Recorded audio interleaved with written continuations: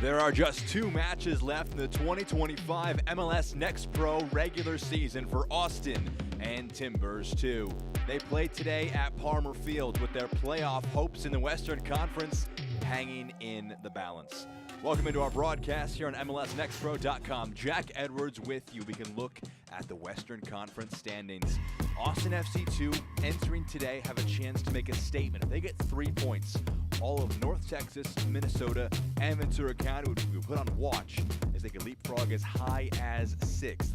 If they fail to win this one, though, they would be in a tough spot entering decision day. For Timbers2, it's a simple scenario. They need to win to have any hope of staying in the playoff race. These teams are meeting for a 3rd time here in 2025. A 1-1 draw back in June saw a shootout win at Providence Park for the visitors on the day, Austin FC2. Here is how they line up under Brett Utley, making 2 changes. Jorge Alistue is out with suspension and Vlad Danchutsu is rotated out. A back 4 that's unchanged, looking for a first clean sheet since July 25th.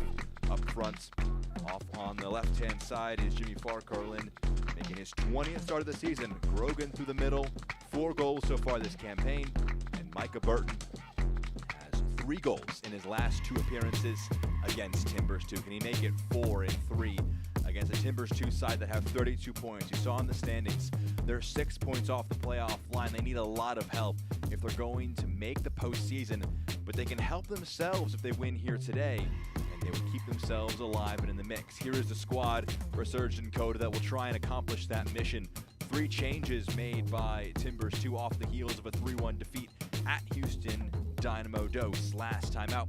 Blake Pope makes a 27th appearance of the season at the back line, only player for either team to have appeared in all 27 matches so far in 2025. Adolfo Enriquez will captain the side in the midfield, and Mateo Bunbury makes a 19th start of the season up front.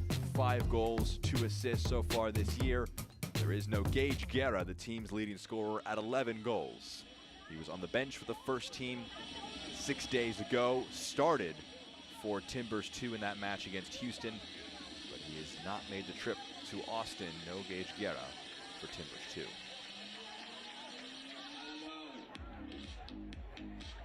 Five all-time meetings. Portland has never beaten Austin. 2 of the matches have been won by Austin FC2. The other 3 have gone to draws. The shootouts after those, 2 of those won by Austin, 1 won by T2.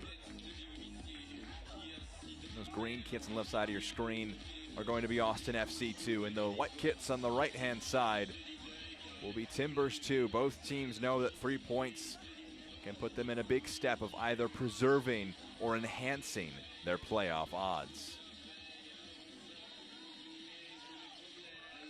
We have our first whistle, and action is underway.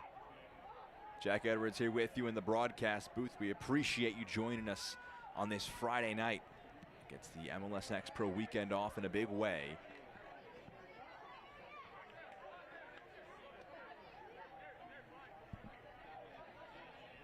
For Austin, Minnesota United, and Ventura County, we'll be keeping a close eye on this match, not just for what Austin do, but also what potentially Portland could do if they pick up all 3 points. If Austin lose, then both Minnesota and Ventura County could clinch their spot in the postseason. North Texas, who are 2 points better off than Austin, have a few variations, but one of them includes a loss for Austin and a victory for North Texas. That would ensure that they are headed to the postseason. So Austin are right on that bubble, trying to preserve their hopes here at home today. Clipped forward, Timbers2 in the attack for the first time this evening. Bunbury was unable to bring that one down. It breaks here in the midfield. A chance now to slide it along to the near side. Sawyer Jura trying to keep this one in the mix.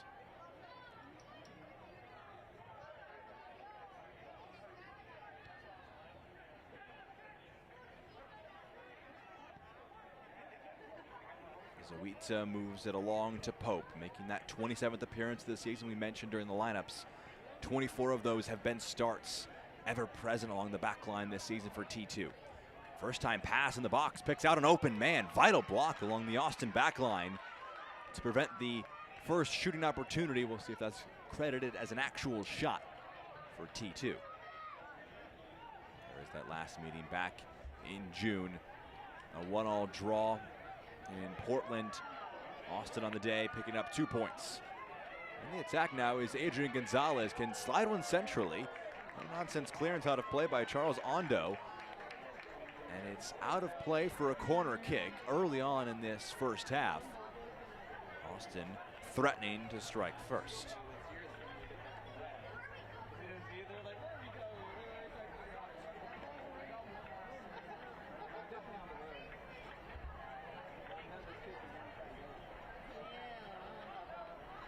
Torres, the return ball, lifted into the area, powerful header away. Farcarlin trying to drive one into the box, gets that one a little bit wrong. 20th start of the season for Jimmy Farcarlin. The 23-year-old forward has 3 goals, 3 assists so far this campaign. Quite hitting the numbers he had in year 1 with Austin, where he had 4 goals and 9 assists. Austin, a team that's without Jorge Alistue, the team leader in goals. Both teams without their leaders in the goal front.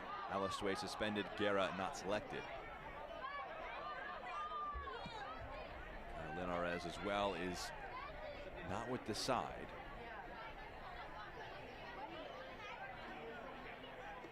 Timbers2 with the ball at the back. Zoita on a laser one through the midfield. Takes a slightly awkward spin. Thomas gets ahead to it.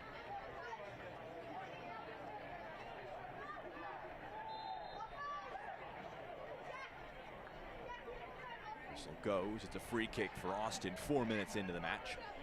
Inside their own half. Those numbers for Jorge Alistue, team leader in goals and assists. He'll be a big absentee for this one. Was sent off in that 2-1 defeat to St. Louis City 2 last time out.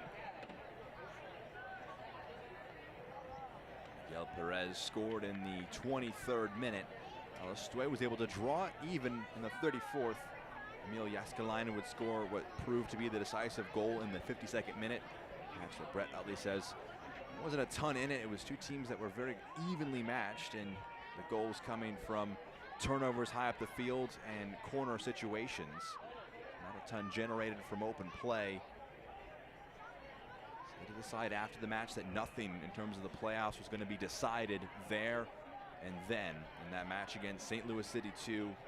Probably the best team in MLS Next Pro in 2025 if you had to pick one.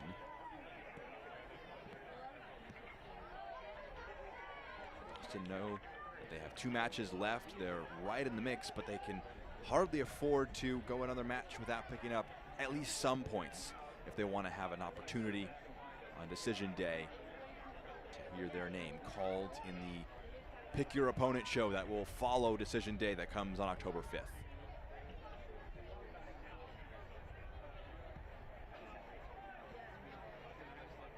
Thomas. Antonio Gomez, the captain, rolls it forward to Torres.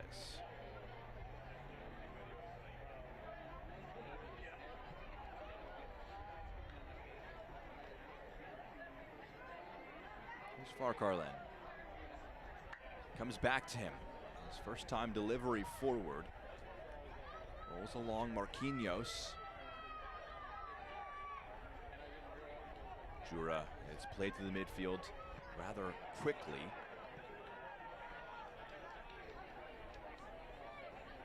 Match down today, Crown Legacy, a road victory. Toronto and Philly, an Eastern Conference matchup. And the final stage is there.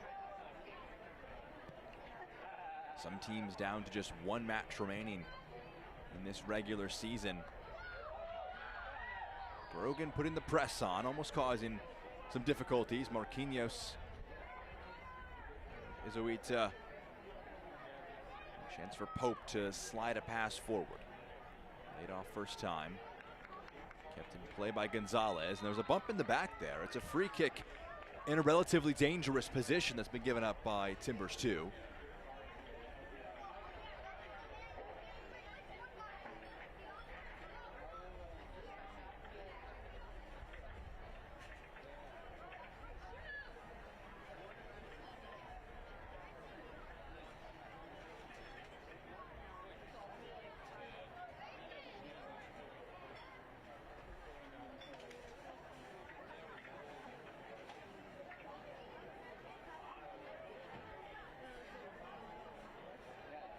Austin had a corner a few moments ago. This is their second major set piece opportunity here in the opening stages of this match. Right-footed service flicked along to the back post. Unmarked there was Antonio Gomez, but the flag went up for offside. The captain had controlled that one. It would not have counted. It's that flick there that ultimately caught Gomez offside. Relatively easy call to make in the end for the assistant.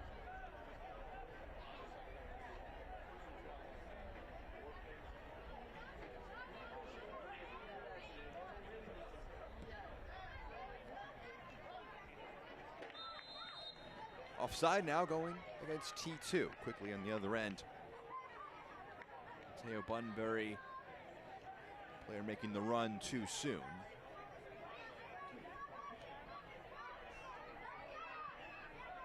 Bunbury, his biggest goal scoring season up to this point.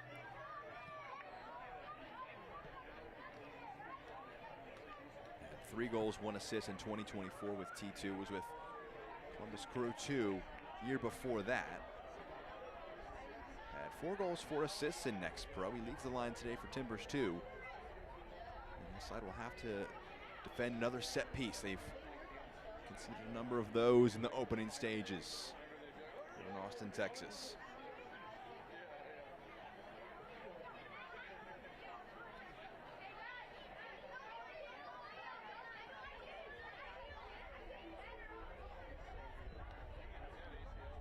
A lot of arc to the back post. It found the head of Riley Thomas. Unable to keep it in the mix. Goal kick comes for Timbers2.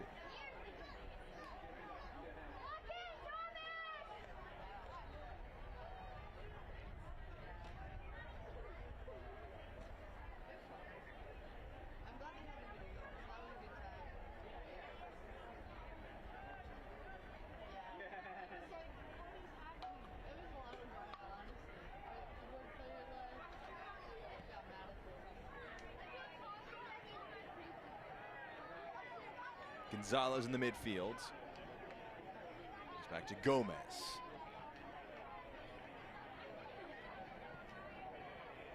Barry goes forward.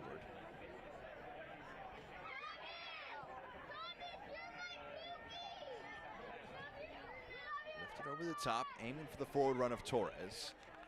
Lucas Burns off his goal line, makes the intervention.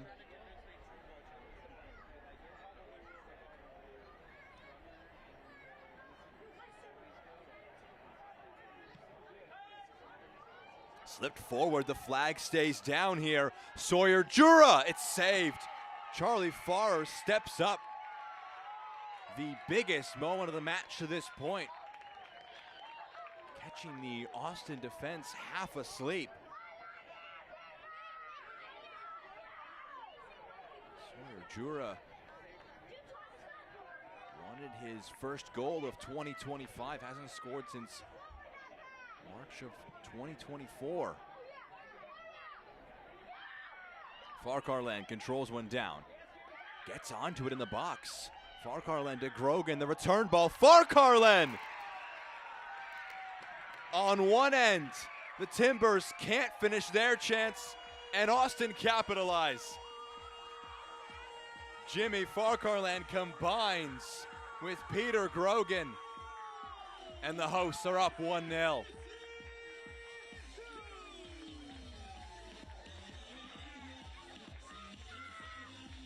End to end. It's a long ball forward from Irvin Torres.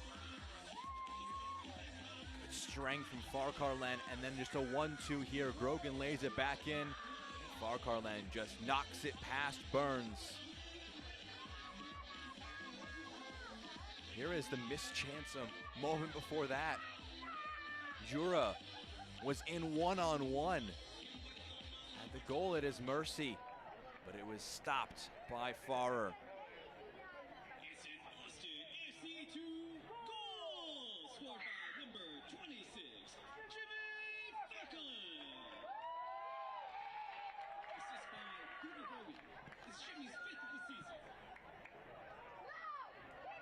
Jura can't get there before Thomas does.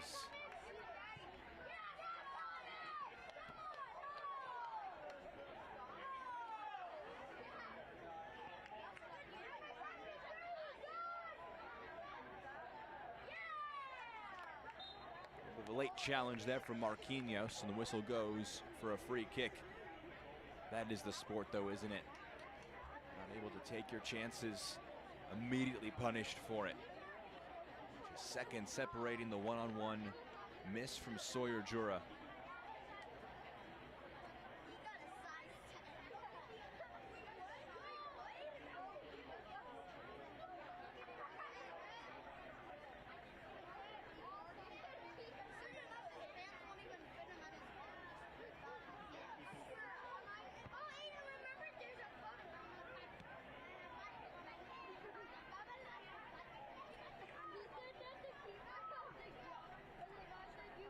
Farkarlen, full of confidence. A magnificent turn on the far side of the field. Playing it all the way across frame. Just a little overhit for Micah Burton. Burton has Thomas. Thomas, low ball in, cleared away.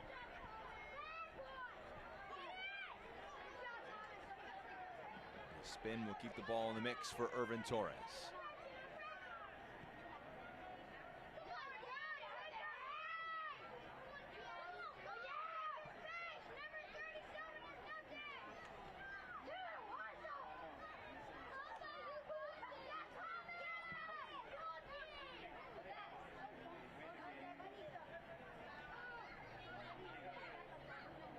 Farkarlen picking up that goal in the 12th minute. There's a clip of the heels there from Adrian Gonzalez for a free kick. 4th goal of the campaign. Peter Grogan combining with him there. Brett Utley will be very happy to see those two combine. Those were the two changes made from last match as starters against St. Louis City. Alistue, of course, unavailable. Vlad Danshutsu was rotated out for Peter Grogan. They've traded time in that center forward role so far in 2025.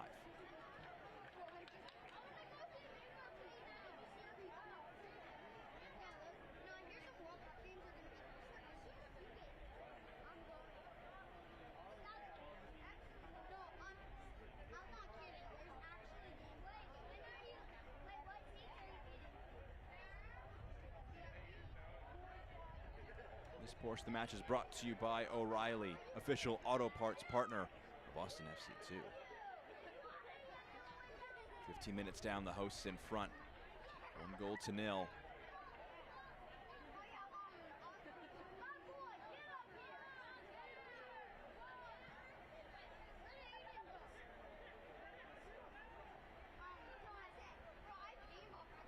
Shots very even. Possession relatively even as well. As Micah Burton loses out there and commits a foul from behind. It's been an even game.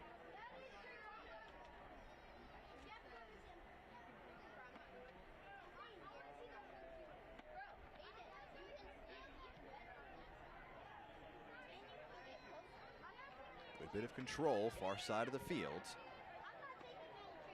Ease to the ground there. It's no foul, says the referee. Santos pokes it through, can't link up with Marquinhos. Couldn't bring it in on the turn.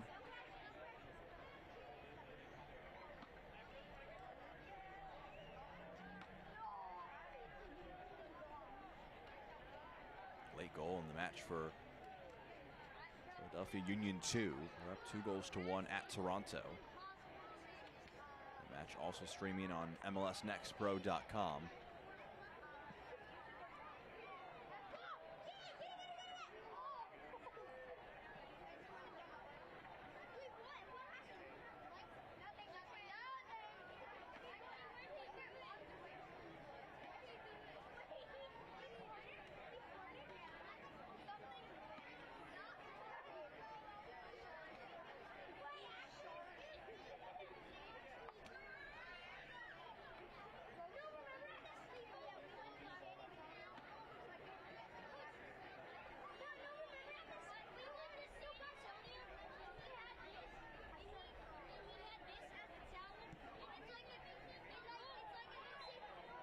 There's a foul from behind there. Gomez leaves the challenge in.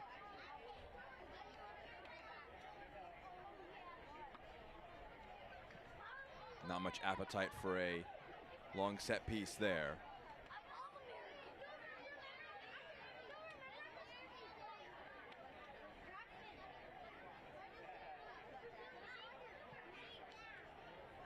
Clipped over the top, flag will go up.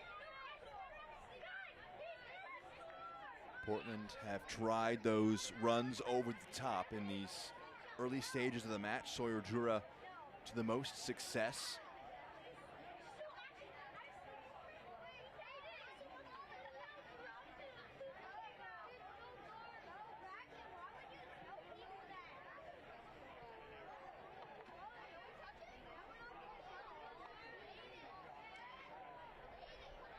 Pope.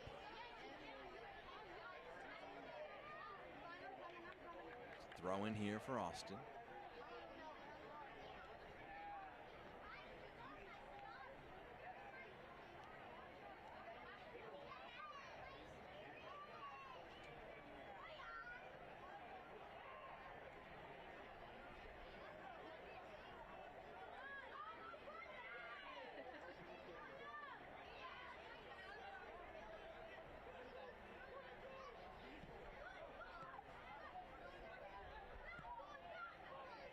Lifted forward. Gomez, Gonzalez back to Gomez.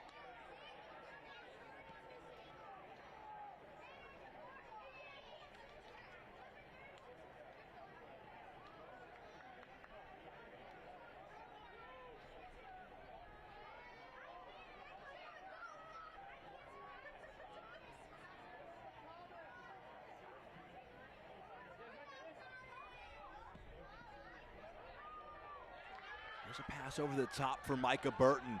Latches onto it. Burton rolls it along. First time strike deflected over. Austin threatening for a second. Late run from Irvin Torres. Burton from a deep position gets a good jump on the ball.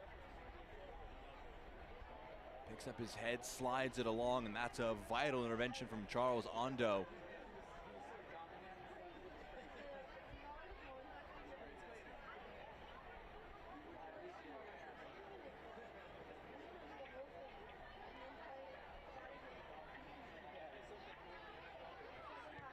Gonzalez into the box. It's pushed away.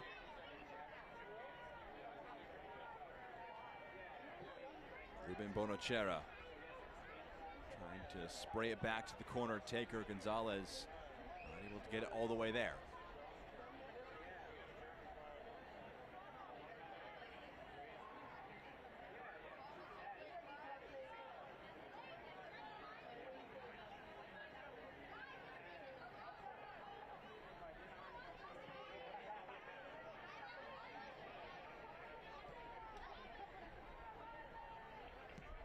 Rolled forward by Thomas for the run of Grogan.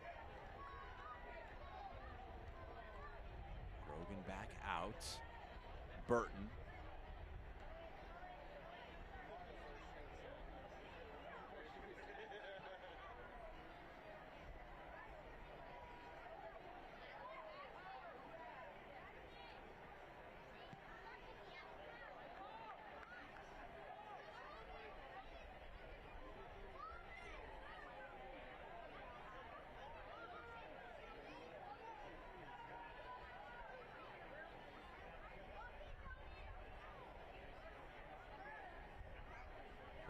dropped his shoulder and started driving it forward.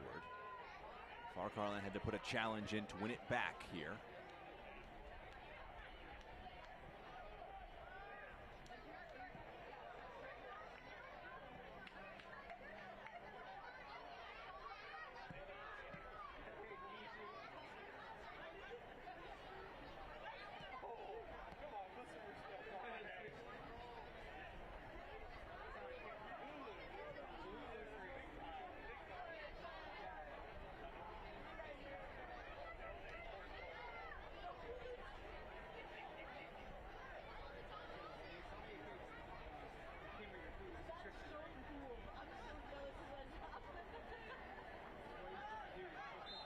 Torres goes over. He was fouled from behind by Marquinhos.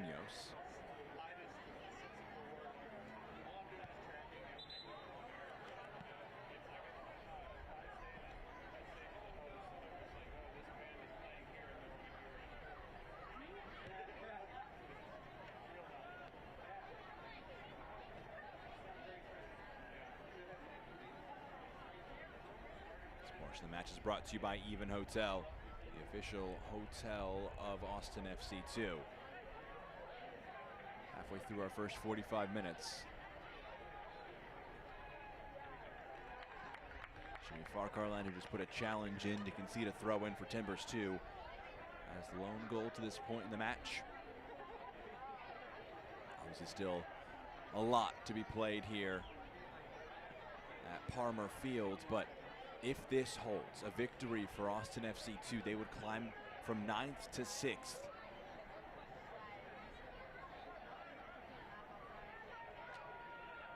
Be a big step forward for them, really enhance their odds.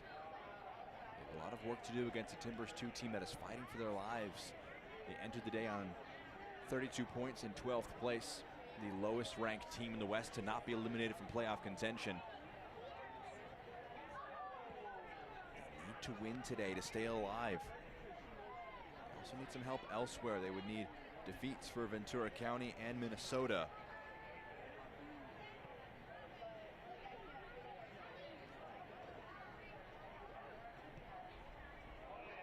Rolled through, aiming for Grogan.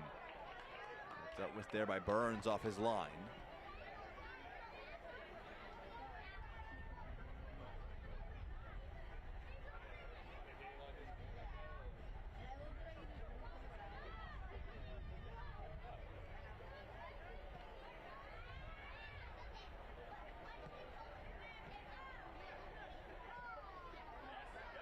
Under hit here, Burton. Clawed away.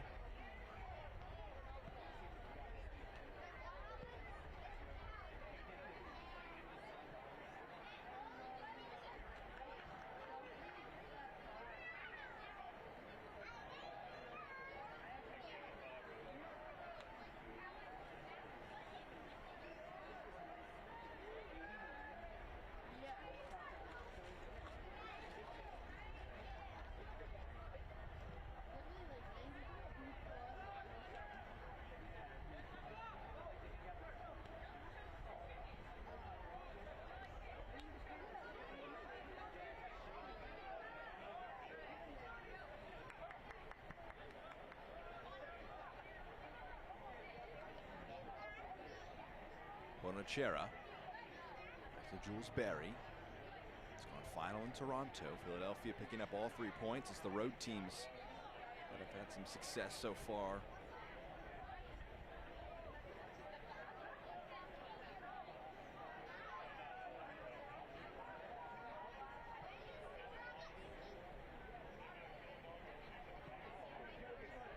Over the top. Farcarland running onto it. Gets it to it and keeps it in play with the flag staying down. Jimmy Farcarland sits down one. He wants a handball there in the box. Won't get it. Cross dug out. Grogan got a foot to it and actually almost may have blocked it from a teammate there.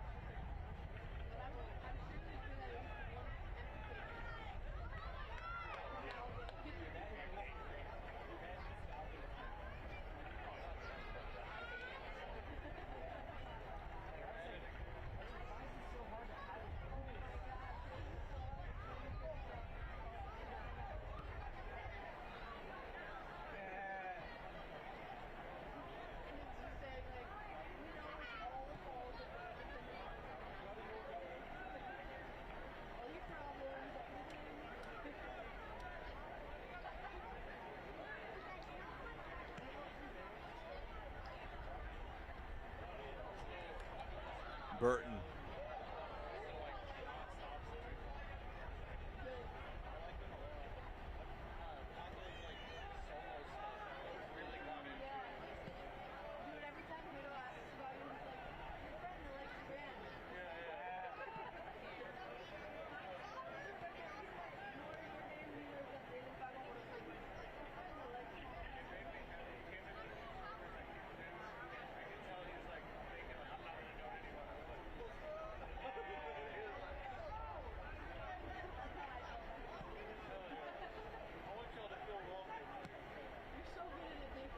Rolled forward, aiming for Torres, fires it in.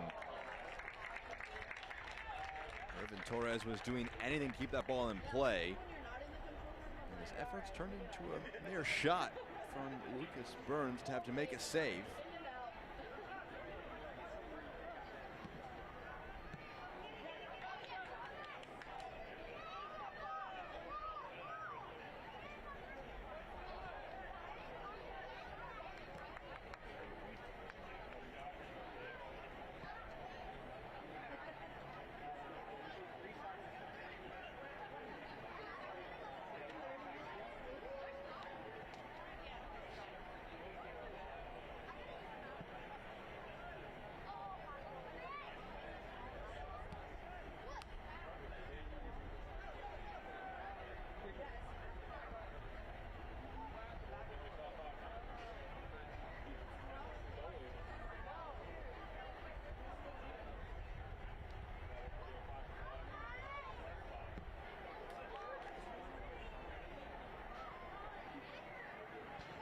Timed header there.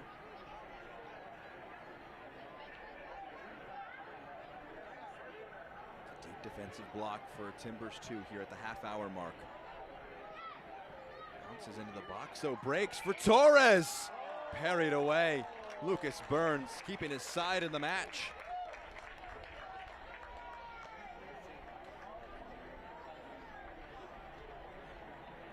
Takes an awkward spin right into the path of Irvin Torres, went for the low shot. And it's a great save from Lucas Burns in the end.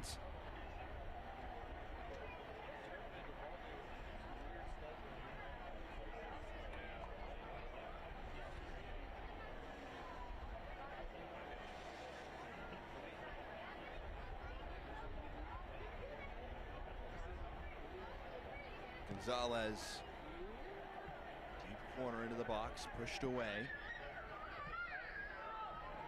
Restart all the way back with Charlie Farrer. This portion of the match is brought to you by Sept, an official partner of Austin FC 2.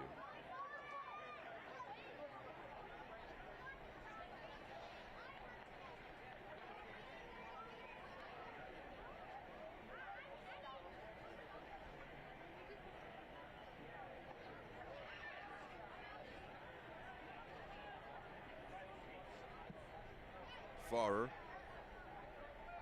going long.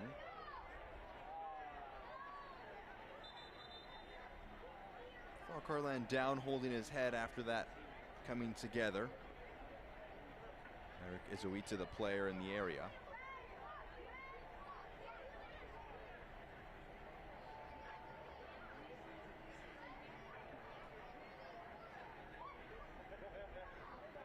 Match is coming up.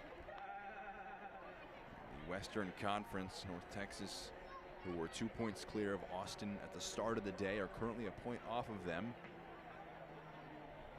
They could secure their playoff passage with a victory and certain results. Could be as much as a draw. And a shootout win for North Texas could be enough depending on what happens elsewhere.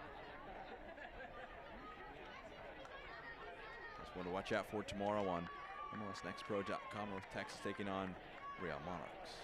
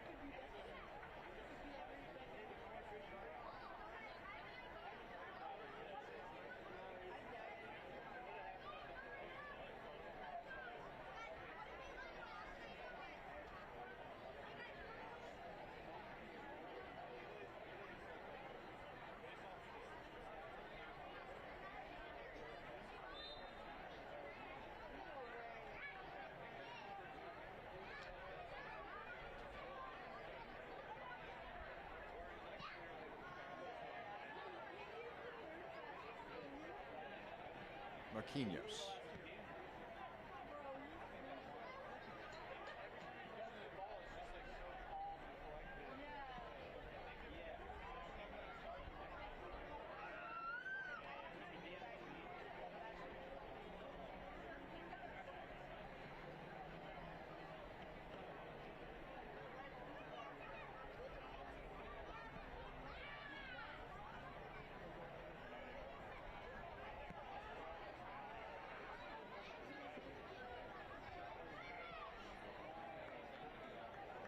Loose touch there. Austin trying to play out of the back under a good amount of pressure from Timbers 2. Good turn from Gonzalez. Rolls along to Burton, has the overlap from Thomas coming. Burton slices it towards goal. He's got 3 goals in his last 2 games against Timbers 2. That one, though, off target.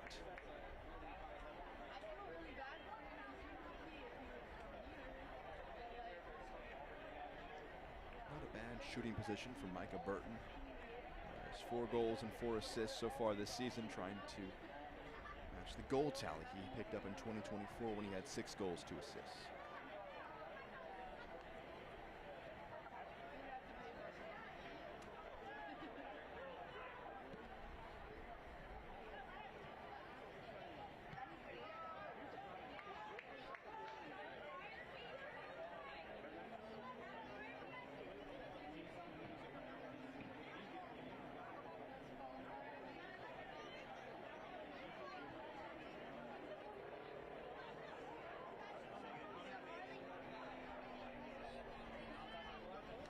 Great challenge.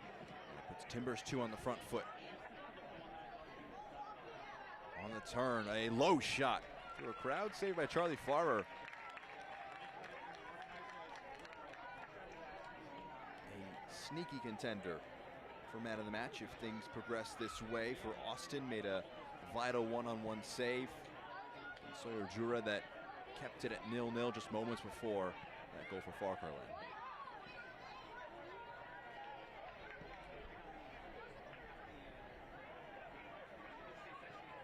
Chera slipping it through, trying to find Grogan. And that clearance caused an anxious wait for Eric Izuita and the Timbers defense as it trickled just wide of goal.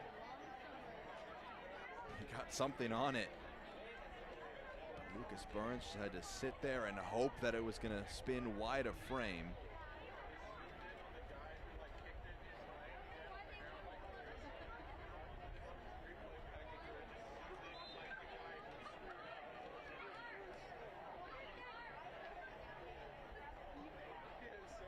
Clipped into the box, the header, saved. Burns again stands up, saves that shot from Antonio Gomez.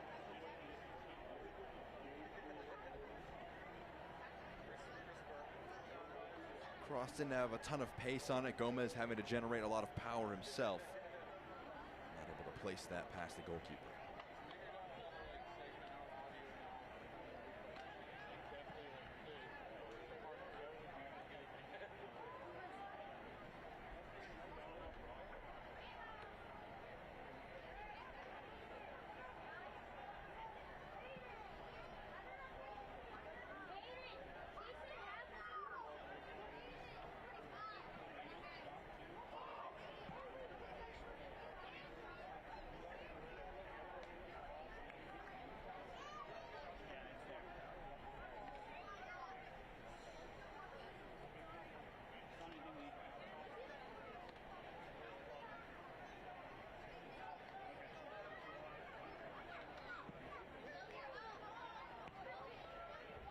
Farr's clearance only found Jura. Burton combined with Thomas to win it back for Austin.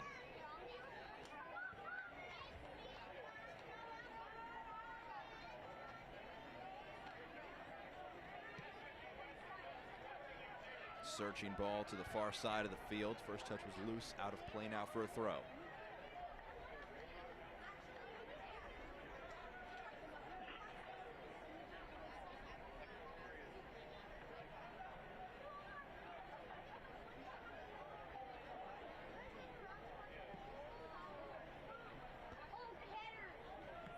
kept it in play.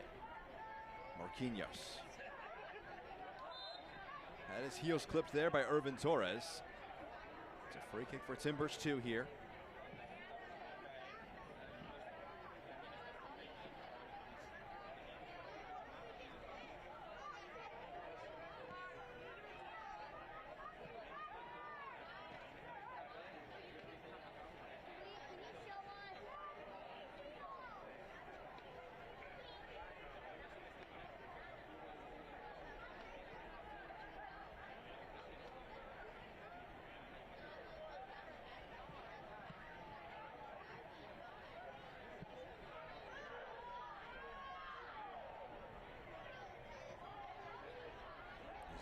First touch there. Did very well to evade the presses of Grogan and Farkarland. Throw-in comes for Timbers 2.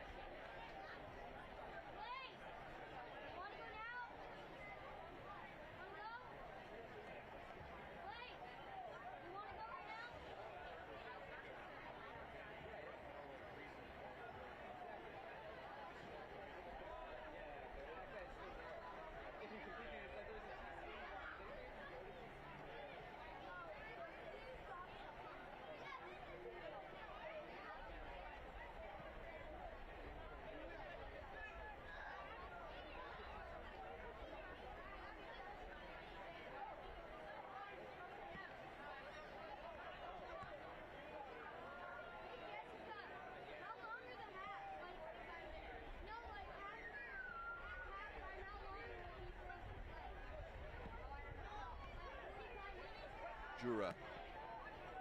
What a pass over the top.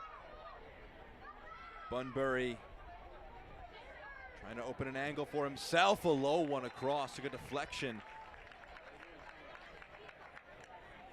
Struck the side netting. It's going to be a corner for Timbers 2. What a pass for Jura over the top for Bunbury.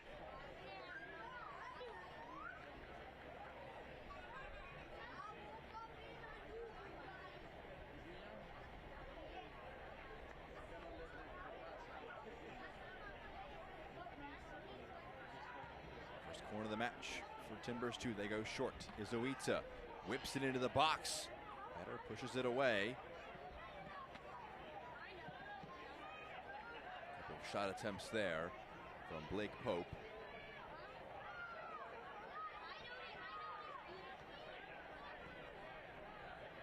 Nunez.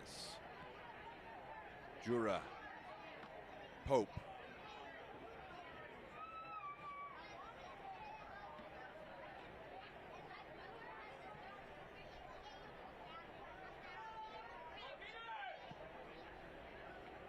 Dangerous ball over the top, squared across frame, and tapped home. Charles Ondo with his first for T2 brings them back level on the road. A fantastic move.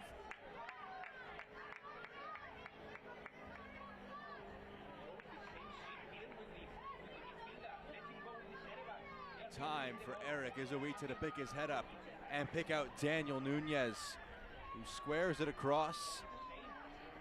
Charles Ondo just has to get the final touch there.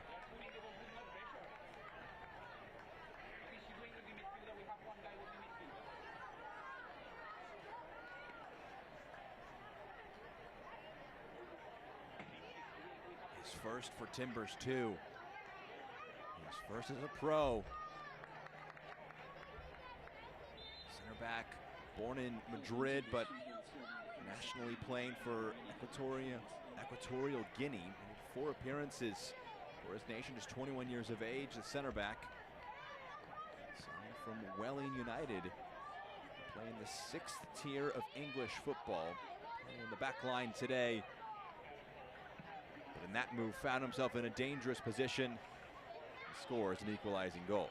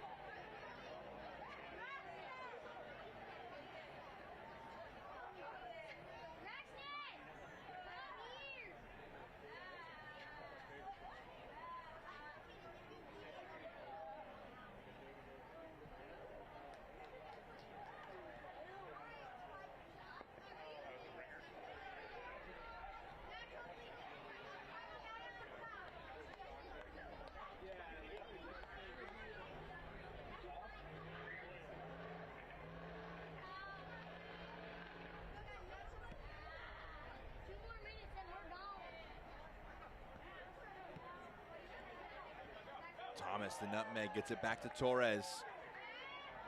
You can see what he was trying to do, lift it into the path of Peter Grogan. Couldn't get it there.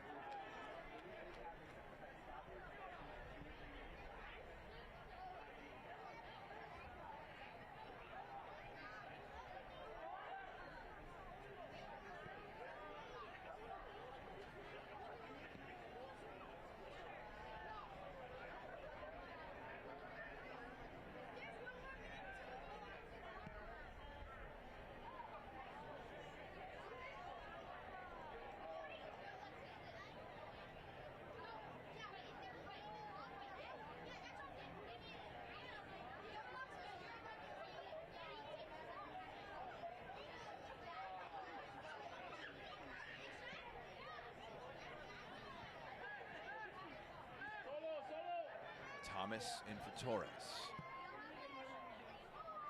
Torres, a big switch of play. Farkarlen under this one. Past one. Farkarlen digs out a cross. First time strike. What a save. Lucas Burns somehow gets a hand to it. We enter into 2 minutes of stoppage time. Scraped out of play. It's going to be a corner kick here. What a strike from Torres. What a save from Burns. Torres can't believe it. Corner taken short. Whipped into the area. It bounces along. It almost squirmed kindly for Thomas. Thomas comes together with the goalkeeper, and it's going to be a free kick against the Austin FC fullback.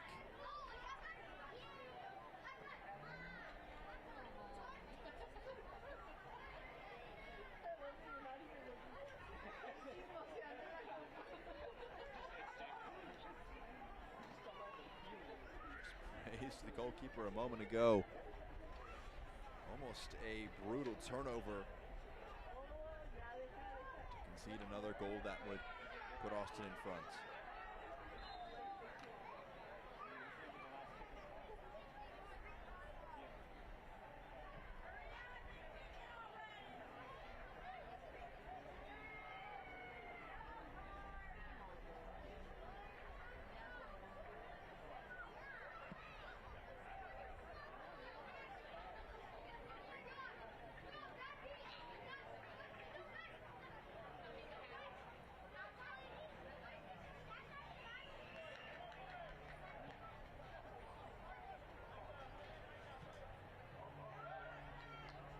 From behind, Torres wins it back. Under pressure here. Rolls it along. Bounces with Ondo.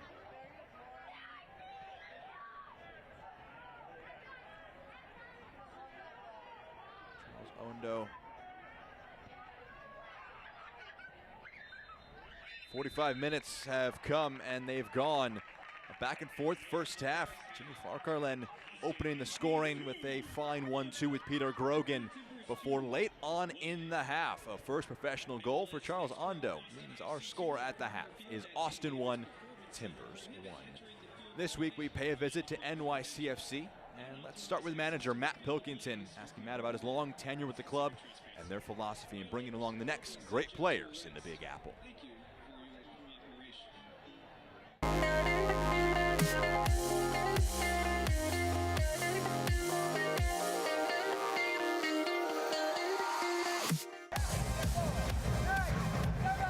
For Matt Pilkington, leading New York City FC 2 isn't just about wins. It's about building players, shaping culture, and representing the city itself. I got into coaching in early age. I got into coaching while I was still playing, and it was always a passion, so something I've done for a long time. And then the pathway to NYCFC was when they were forming their academy. They were exploring options for different roles, different people. So I spoke with Claudio Reyna before the academy was established, and I knew it was a potential option if I continue to develop and continue to grow as a coach. And so I made the switch to the club around 10 years ago now.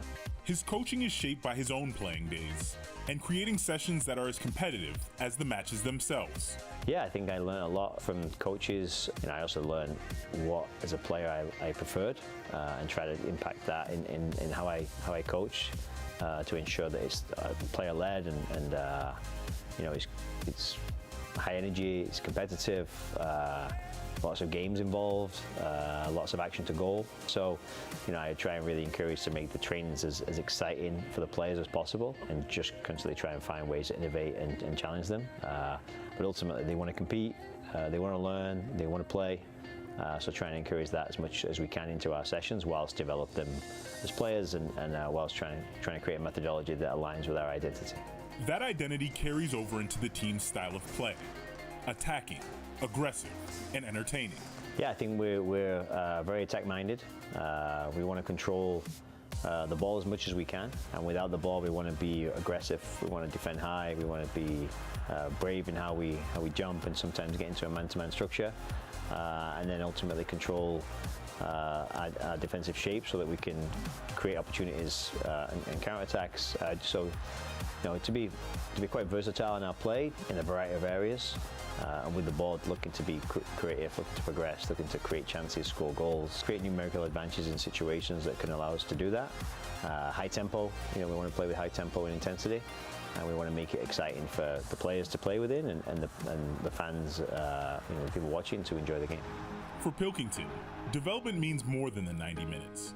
It's about building people as well as players. Yeah, I think it's an important role. It's one we don't underestimate. It's not just in the training, but it's in the meetings. It's in how they function as individuals. We're trying to grow individuals as people as well as players.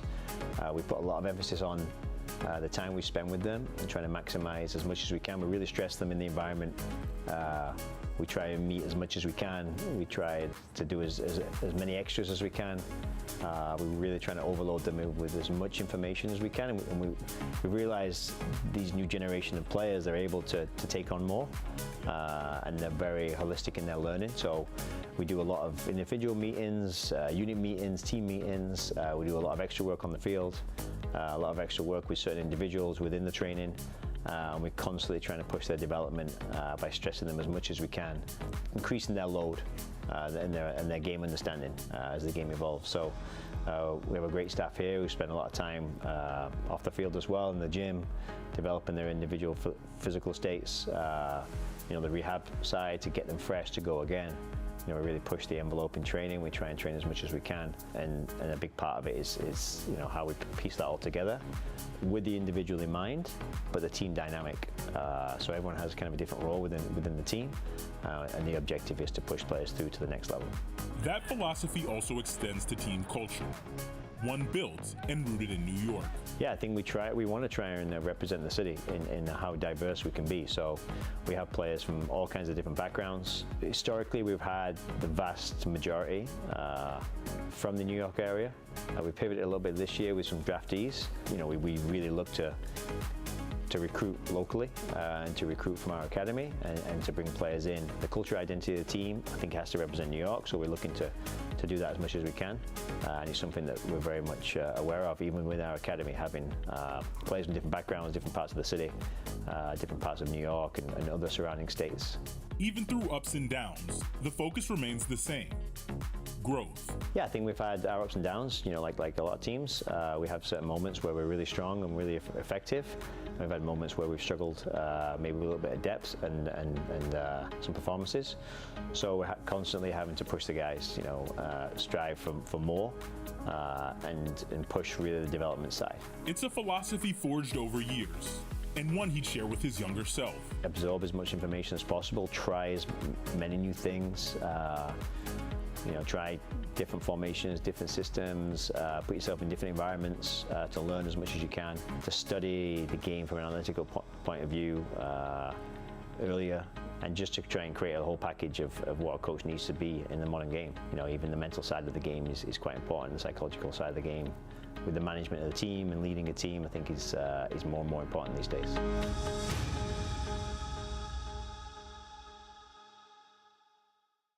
If I got it, then I bought it. Take a bite, 'cause I want it. And I know I got the taste for the cake.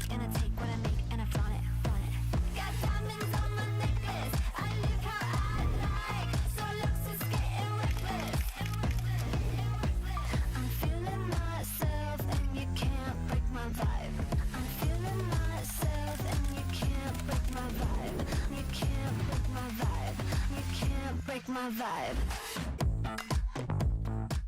Action.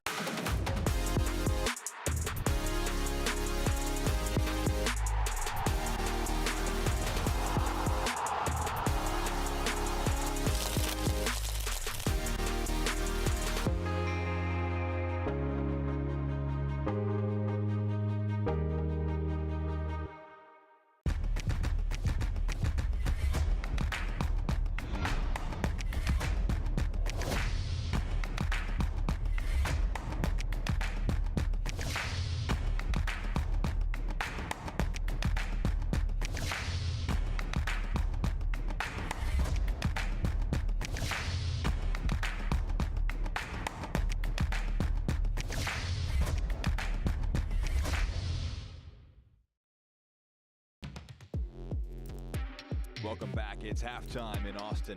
We can stay in New York and meet a young player who has achieved a lot of success at a very young age. It's midfielder Maximo Ciso. Hi, my name is Maximo Ciso. I'm a number 10 center attacking mid, and I play for NYCFC 2. Ciso scores! Land ball out of the back, and it could be a chance here. And there's goal number 1, and it's Maximo Ciso. It's going to be a chance for Ciso! Maximo Ciso with a beauty of a finish. Ciso's story begins at home. With parents from Argentina, he grew up in a household where soccer was a way of life. Both my parents are from Argentina, so there was kind of no option. They're crazy fanatics for the game, and ever since I could walk, I just started kicking a ball with my dad, and it was definitely a big soccer house, and I think playing in the backyard every day with my brothers was something that really helped me develop and really gave me that love for the game. That backyard passion became something bigger and would take him to NYCFC's academy. I started playing for a local MLS Next team called FC Westchester. From there, I got scouted by NYCFC for the U12 team, and ever since then, I went through the whole academy till I was 14. Then I signed my first pro contract, having to sacrifice, obviously, family time, time with your friends, time with your family, but also something that I've learned is being mentally strong, that knowing it's not going to be a linear way up. There's going to be bumps along the way, and you just have to do your best to push through and not let anything get in the way of your success. Ciso's game reflects his roots, a dual identity that defines his style on the pitch. I like to say I'm very attacking, very direct. I try to be the difference maker. I like to get goals, like to get assists, and I also like to lead on the field. The Argentine grit, I think, is definitely represented in the way that I play. Also the flashiness, the way that I dribble, the way that I look for passes is very Argentine, but then again, I also have the American, work rate and the never give up mentality. That blend of talent and mentality led to history. In March 2022, Ciso became the youngest player ever to sign a professional contract in Major League Soccer, a milestone years in the making. I think it was obviously a surreal moment. I always knew that I was going to be a pro soccer player. I never expected it to be this early, but to have been able to accomplish that was just a big moment for me and my family. Now, MLS NEXT Pro is sharpening his game, preparing him for the challenges of the top level and giving him moments to shine. Yeah, I think NEXT Pro has been extremely helpful to my development, introducing me to the pro game and getting me used to the physicality of playing with older players. Playing with Maxi is actually, it makes my job easier. He'll find me. He's an exciting player, scores any assist, so he's an important player.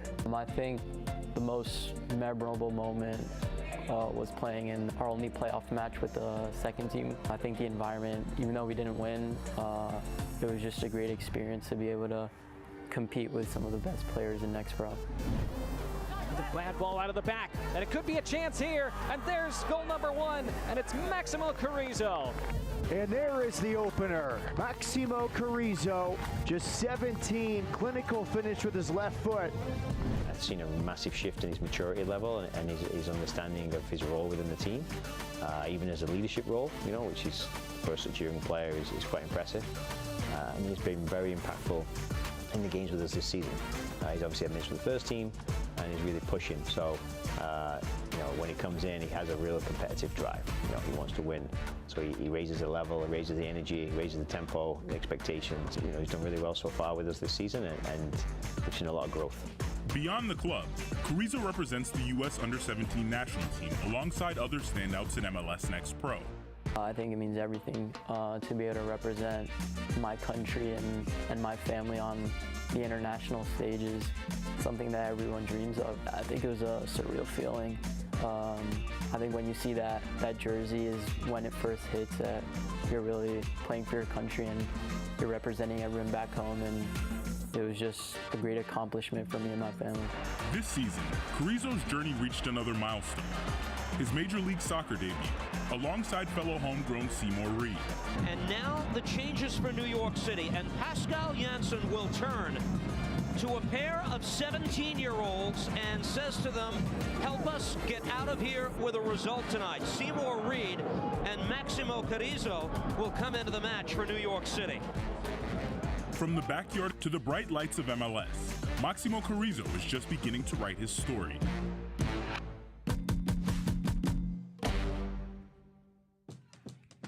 Good stuff from New York. We can look at what's still to come in MLS NEXT Pro. New York City FC 2 will be playing against Chattanooga FC on Sunday as part of a loaded Sunday slate. Matches to watch out for both of these sides are Rapids 2 taking on Minnesota United FC 2. North Texas taking on Real Monarchs. There's important games still to come in the Western Conference. Ventura County also playing on the road against Sporting KC2. It was an action-packed first 45 minutes. A dangerous ball to the middle found Sawyer Jura, who thought maybe 1-0. Goalkeeper said no. Charlie Farrer steps up big time. And just seconds later, there's a dangerous attack in the box for Austin. Farkarlen plays to Peter Grogan. He gets it back, and he knocks it past the goalkeeper. Farkarlen making it 1-0, right on the heels of that missed opportunity for Timbers 2. Micah Burton able to cut one back for Irvin Torres. And if we want to make another storyline of missed opportunities, you're seeing a number of chances here for Austin FC2 to double their advantage. They really controlled that first 45 minutes. The stats might not show the entire picture, but the main stat that will jump out is 1-1 because of this beautiful ball over the top from Izuita. Nunez squares it across. That's some celebration for someone who had never scored a professional goal before. Charles Ondo able to make it 1-1. What a save there as well from Lucas Burns. Both goalkeepers with big-time moments in that first half. That was almost a nightmarish moment, though, for Burns right on the heels of that big-time save. Here are your stats at halftime. 7 shots apiece. Shots on target very similar as well. The big notable stat that might jump out at you is corners. 6-1 Austin lead in that department. They haven't been able to create anything of major note from those corners to this point in the game. No changes to report for either team after 45 minutes. It was an interesting half for both sides. Austin probably the side that controlled things a bit more. They also had 57% possession in that first half. But possession, not the most important. Goals on the board are dead even. Farkarloon made 4 goals now in back-to-back MLS NEXT Pro campaigns. 4 goals, had 9 assists in 2024. Picked up his 4th goal of the 2025 regular season, has 3 assists to complement that.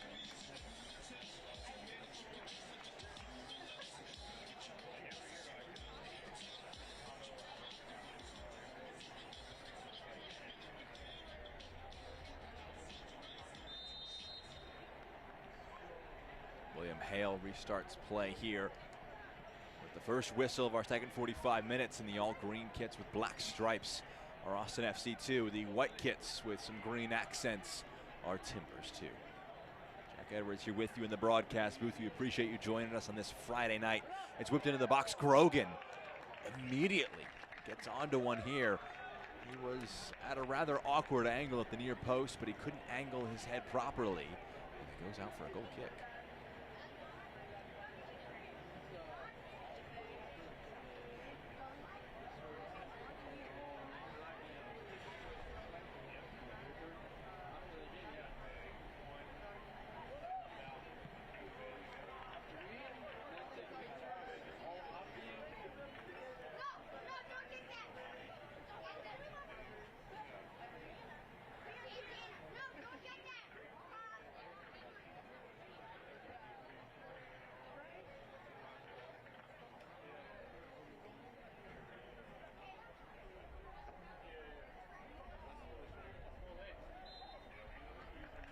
Tug at the back there. It's a free kick going against Timbers2.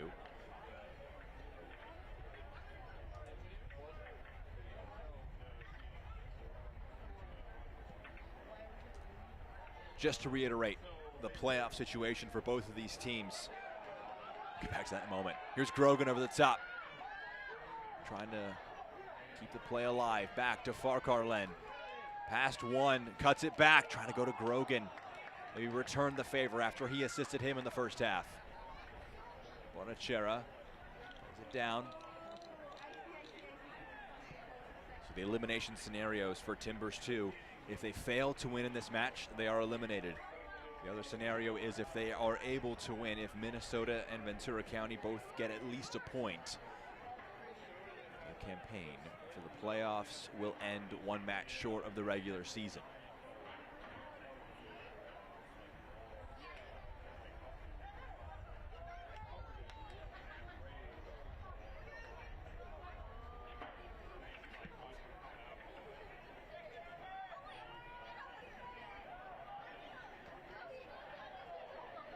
Torres rolls it for Grogan onto his right foot. It's blocked.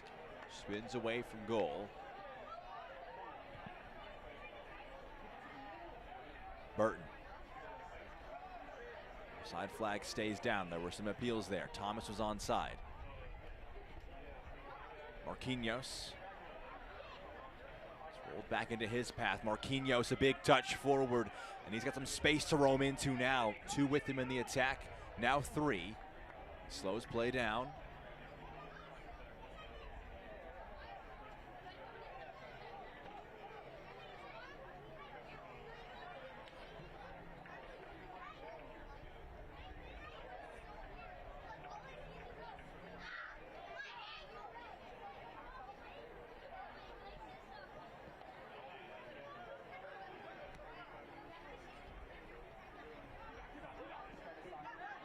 Vuris loses out. Felt he was fouled. Referee disagrees. Grogan. His pass can't find Farkarlen. This ball drops. Ondo.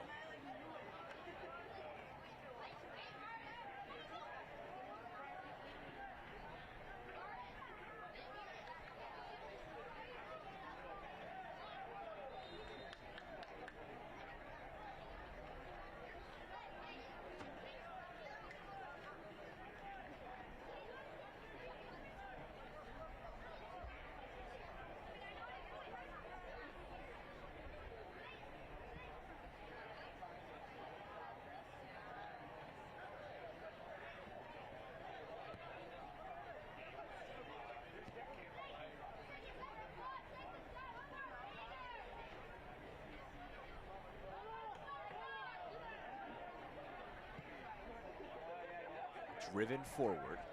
Flag stays down.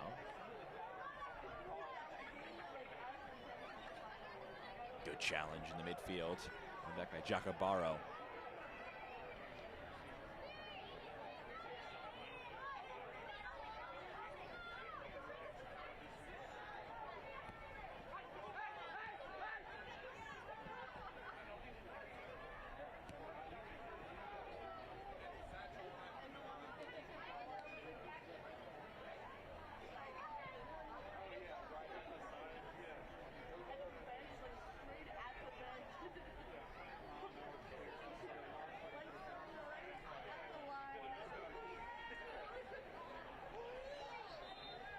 Tug at the back there.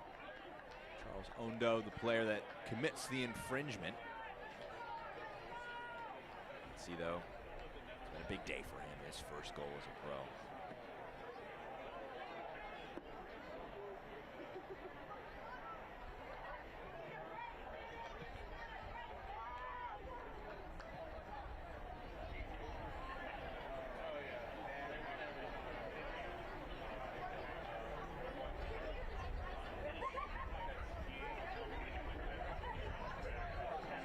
Long, and Vuris back to Pope. He's able to put it out of his feet. Pope driving into the box, dancing between a few, and wins a corner for his side.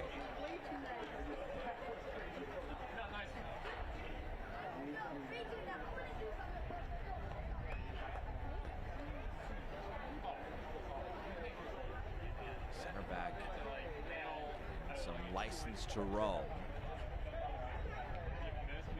Into a dangerous spot. And what does this ensuing corner store for Timbers2? They just won in the first half. It was their first of the second half.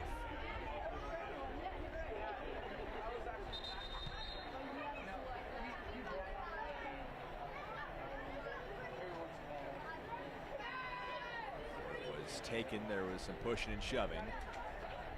Even Bonachera,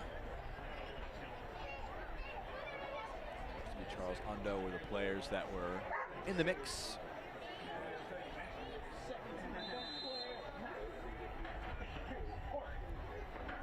Let's do this again. Timbers2 to the back post, first time down, across frame, and it bounces wide. Took a flick along the way. Charlie Farrer is back on his feet saying, I didn't touch it. But an awkward one. Definitely threw out a hand at it. Referee saw a flick along the way. Another dangerous delivery. This one, though, is going to result in a foul going against Portland Timbers 2.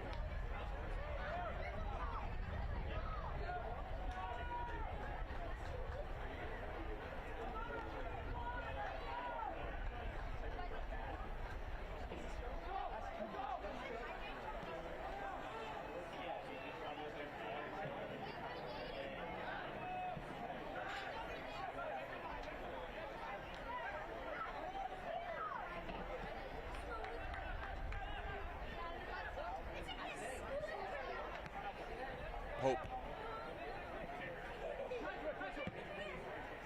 Sven Vuris.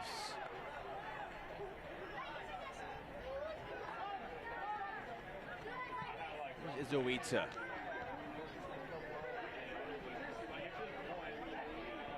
Back to Pope.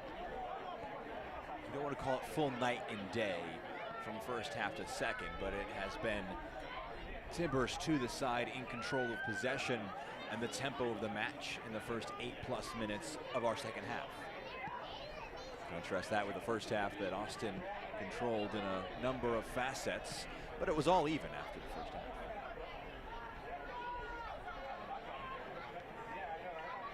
Grogan, a looser touch, allowed ball to break away. Marquinhos, no look, showing a bit of flair in the midfield for Timbers2.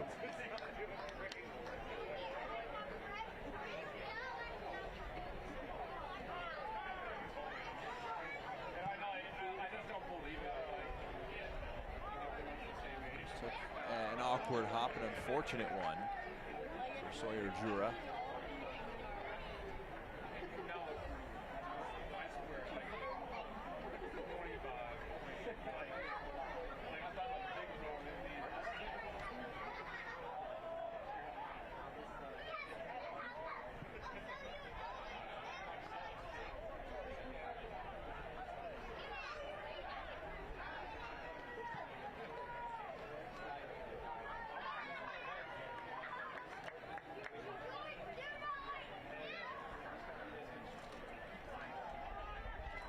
This portion of the match is brought to you by Four Hands, the official partner of Austin FC 2. 10 minutes in, second half, and we'll see what the reaction is for T2. They know that a draw does nothing for them. In the box, Bunbury fighting for it. If it finishes all even, no matter what happens in the shootout, Timbers2 will be eliminated from playoff contention. They need 3 points. They're 6 points off the playoff line with 2 games to go for all the chasing teams. And so if they're to stay in the mix, they need help, but it has to be with a win here today. The season won't get any easier for that final match of the season. It's going to be a yellow card there for Blake Pope.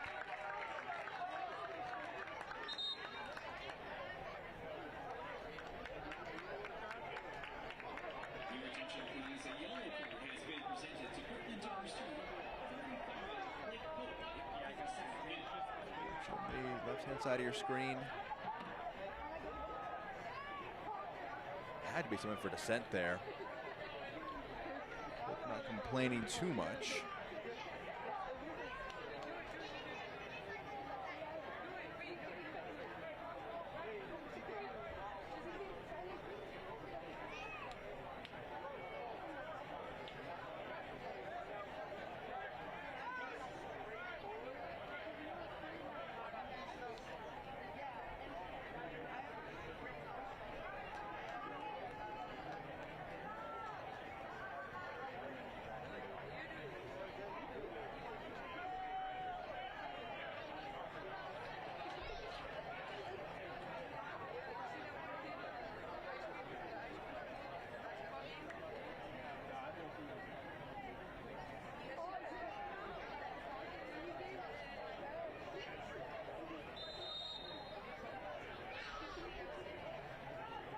Torres whips one in, dangerous in swing, a header across frame, but the flag up for offside.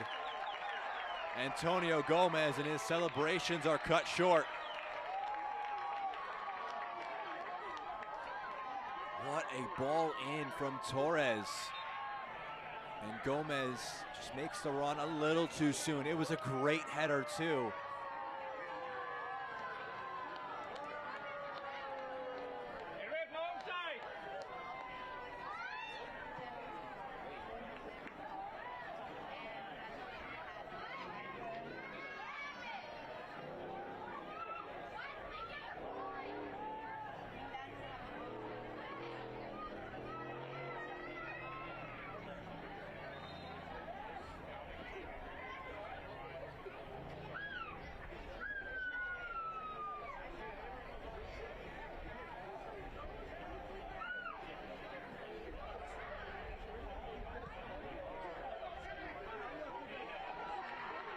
Carlin was the target of that pass. The header knocks out of play for a throw-in for Austin FC 2.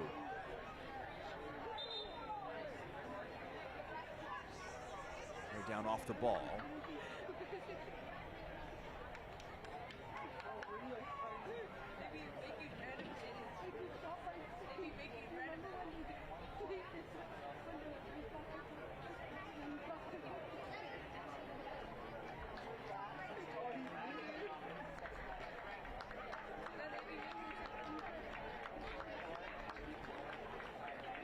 Changes will come here for Austin FC 2. Jules Barry's day appears to be over. He's a little slow to come off the field here.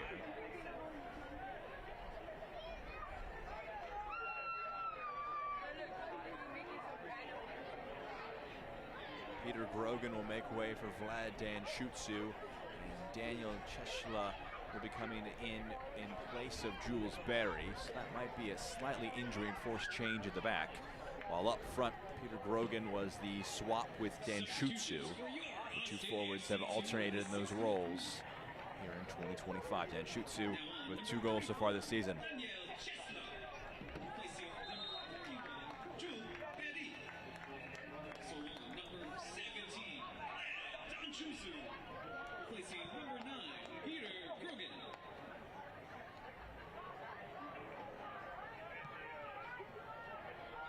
A deflection, Torres the target. Torres scoops it away. Really good work to evade that, and a clever ball into the midfield. On it now is Santos.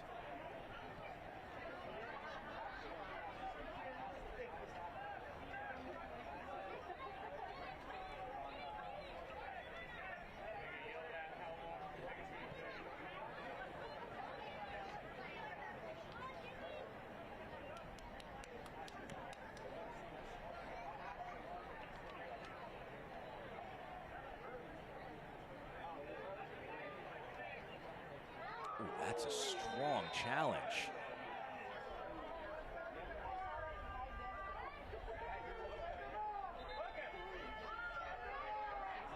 It's a yellow card there for Adolfo Enriquez. Blake Pope and getting yellows here in the second half. Let's watch this one again. Touch gets away from Enriquez. So that's the yellow card. Let's look back at this disallowed goal for Austin FC a few moments ago. It's the player on the very back end. It's very close. Charles Ondo might have been one that was close to keeping Gomez onside. Certainly a very close angle.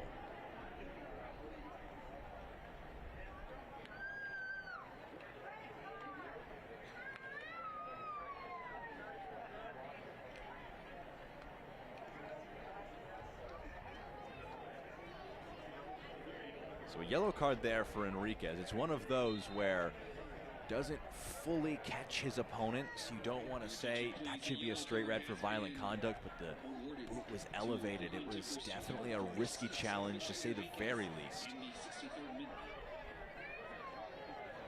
So a few moments of intrigue here in our second half.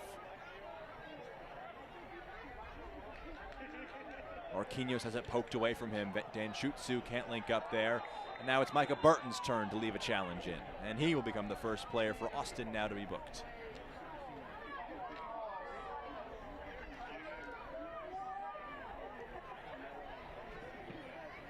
That one perhaps a little less force than the one just a moment ago from Enriquez, but similar in the sense that the studs were a little bit raised. Relatively straightforward yellow card there for Micah Burton.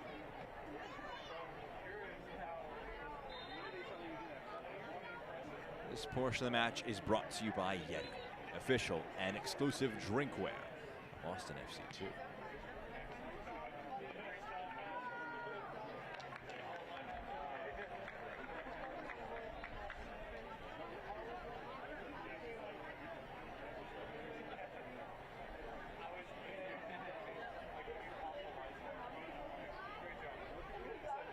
Great work from Danshutsu.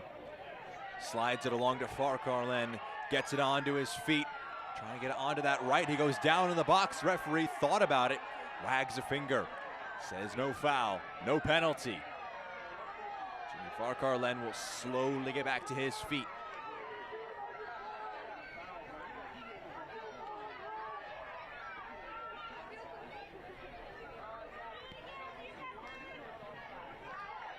Lively start for Danshutsu since coming on. He wins this one back.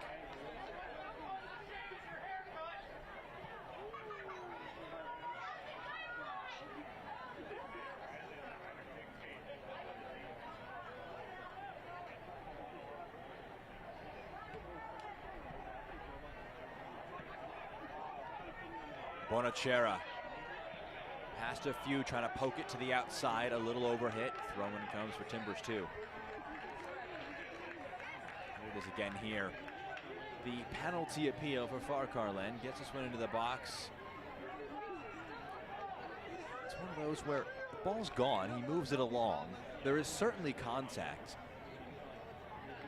but the natural running motion and movement of Farkarlen likely wasn't what he actually did. We'll get back to that in a moment. Timbers2 in transition here with Bunbury. One-on-one. Under his left foot. Along to the edge of the 18, Marquinhos. What can he dig out here? Marquinhos trying to power it through the 18. Burton. Now Torres. The match is stretched here. Slid wide for Danshutsu. Torres underlapping. Farkarlen offering the width on the near side of the field. Farkarlen.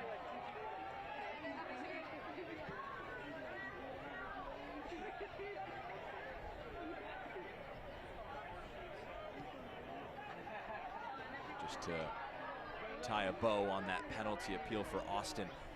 It looked like Farkarlen pushed the ball one way and then ran the other into the defender. That's how the referee saw it in that moment at the very least.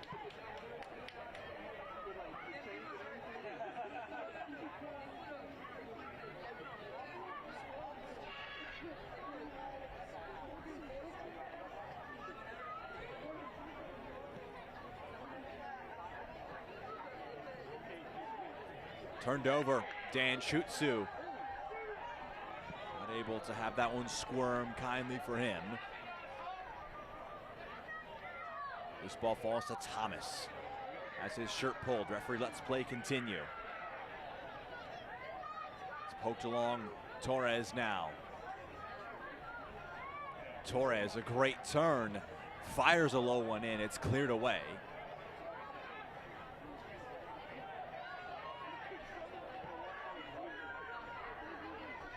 Bonachera.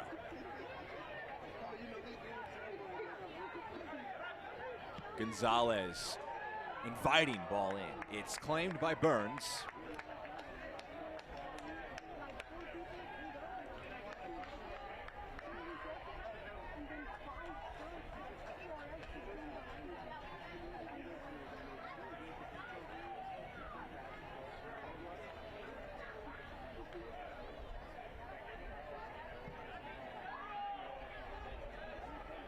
Over the top now.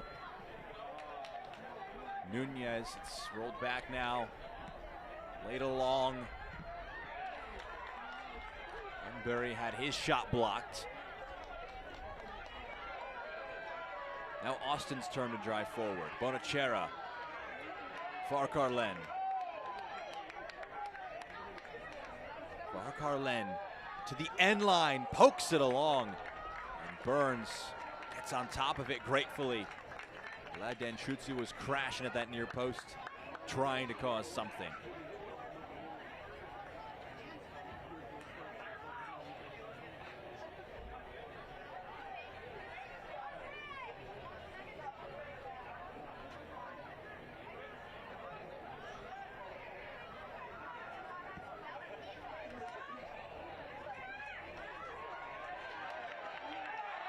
There's a tug of the shirt there.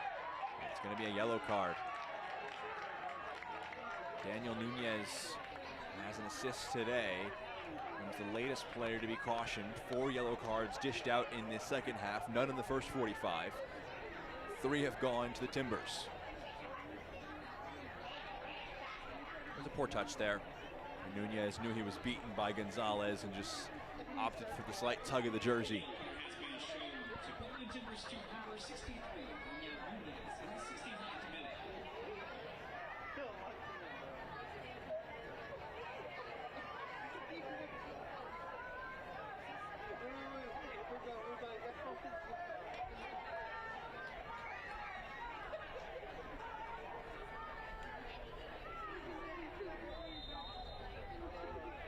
Gonzalez runs over it. Torres strikes for a goal.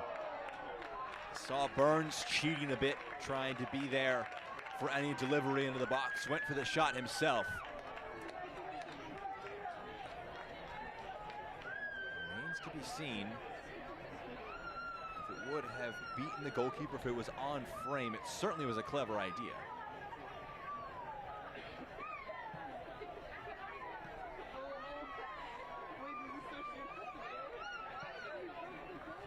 Farkarland goes down. That's going to be a foul. And here's the decision for the referee. Blake Pope's already on a yellow card. It appears that it's going to stay at just the 1 yellow.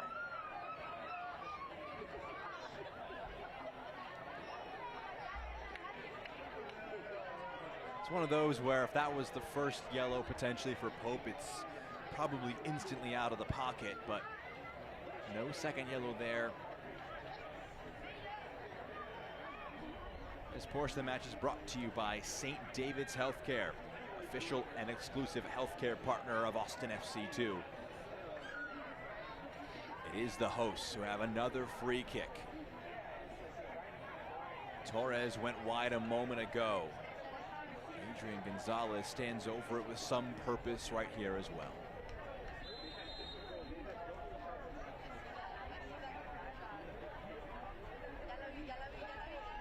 Gonzalez, scrapes the crossbar.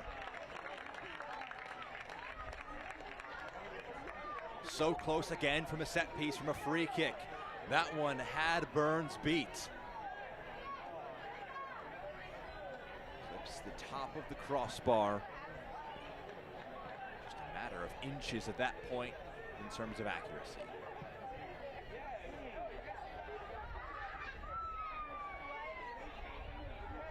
That's a poor pass. Here's Nunez. Daniel Nunez, Bunbury back to Nunez, trying to play it in the box. It bounced off his own teammate, Marquinhos. Santos now, past one, his touch a little loose. Now Dan Shutsu. He goes down, there was a tug at the back.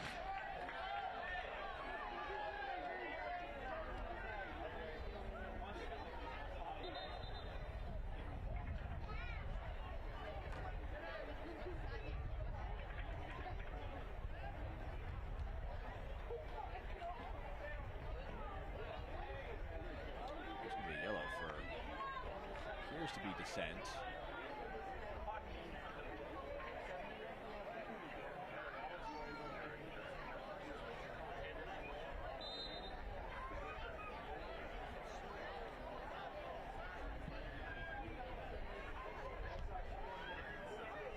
Here's Bonachera.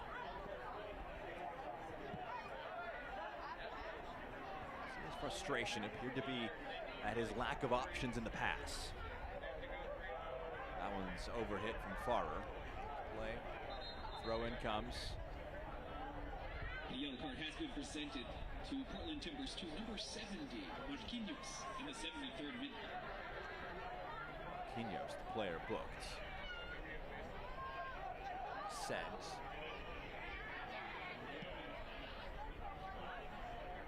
Four players now booked for Timbers 2.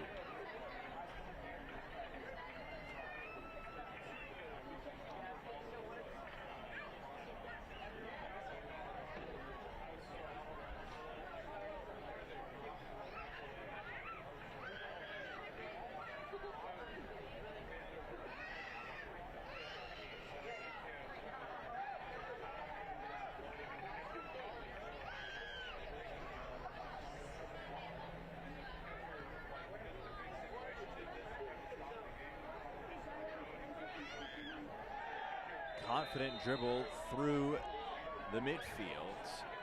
Yellow cards flowing. Riley Thomas, the latest to receive one.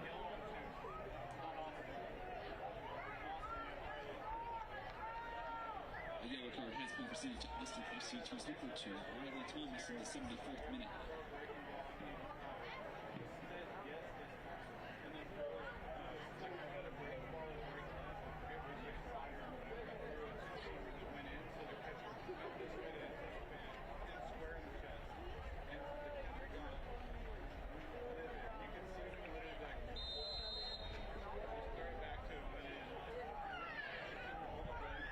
Long free kick lifted into the box. The header pushes it away. Throw-in will come here. Pope, the throw in. Back to Blake Pope. Izuita.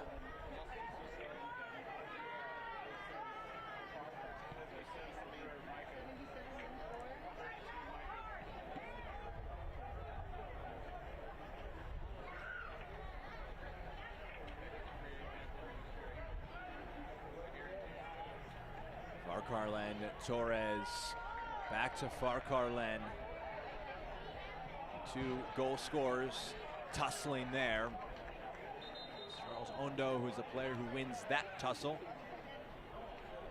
It's a substitution for your Austin FC 2. Now in, number 77, Diego Abarca is coming into the match, making way, is going to be Micah Burton. Barca, you can see him slide into that right wing role, move Farkarlen back to left wing.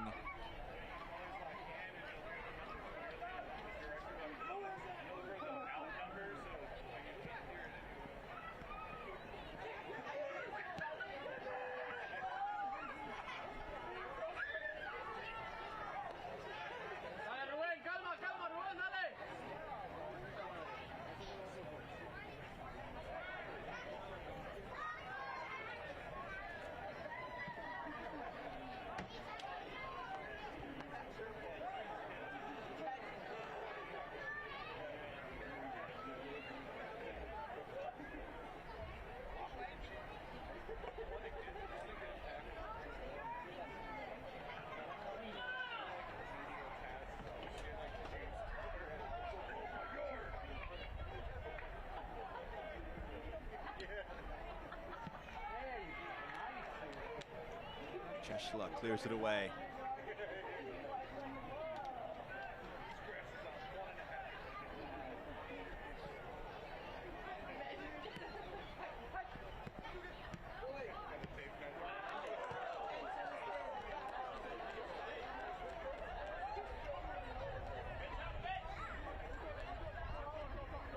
As things stand, Austin climbed from 9th to 7th.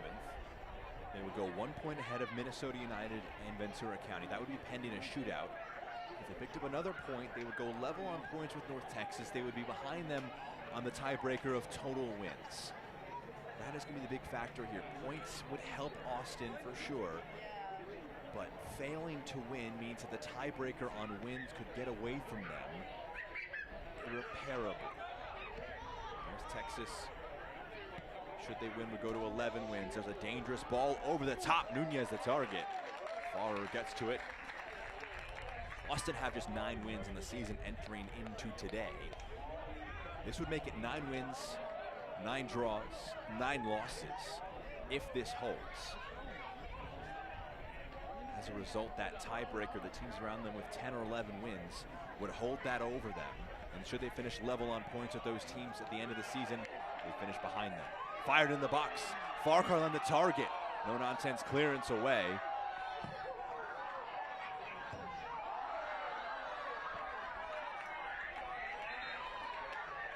Great work here from Irvin Torres to spin past his man and play it into Farcar land. His first touch maybe a little looser than he intended, but it forced emergency action along the back line. Bonachera. So that point, should Austin get it, 1 or 2, depending on the shootout result, if it finishes in a draw, it would certainly help them. They would like 3, but it would help. It would put some pressure on Minnesota and Ventura County to get points in their match to avoid slipping behind them ahead of decision day. Meanwhile, for Timbers2, it's a win. Their season in the playoffs comes to an end. Nutmeg, Bunbury options, moves it on to his right foot, takes some big deflections and lands on top of the net.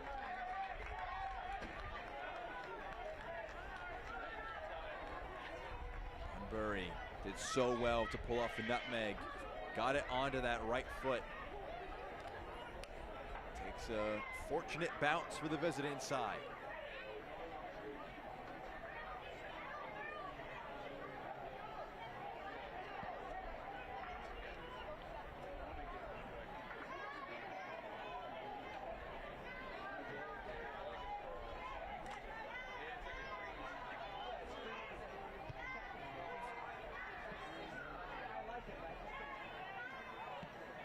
Low strike! No goals before today. And now Charles Ondo does another backflip. He's completed the comeback for Timbers2 himself. They lead 2-1 over Austin FC 2. Corner taken short. You can see him at the edge of the box.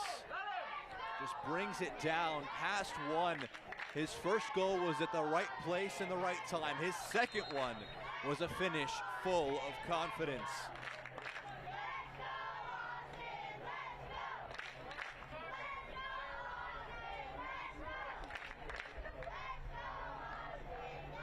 Charles Ondo. Someday he's having.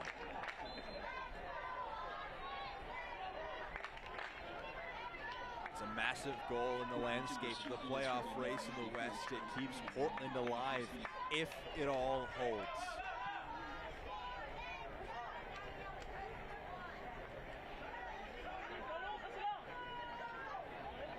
Shutsu trying to get a toe to it. It's cleared away.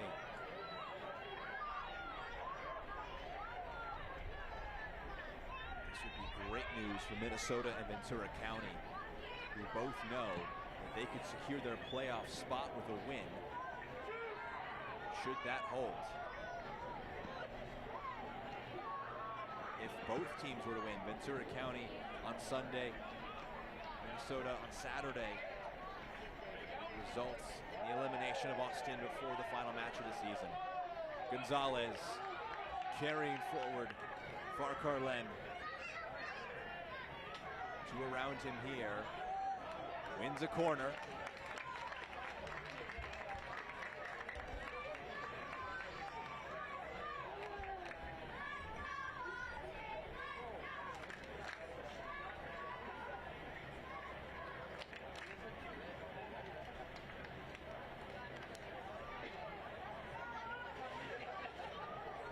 Adrian Gonzalez in the corner. Whips it into the box. Bounces towards frame. Point blank, Burns able to hang on. Yeah, Dan Schutzu will be booked.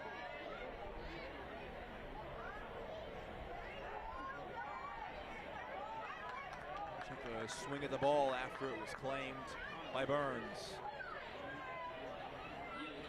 Resulted in a yellow card for the substitute striker.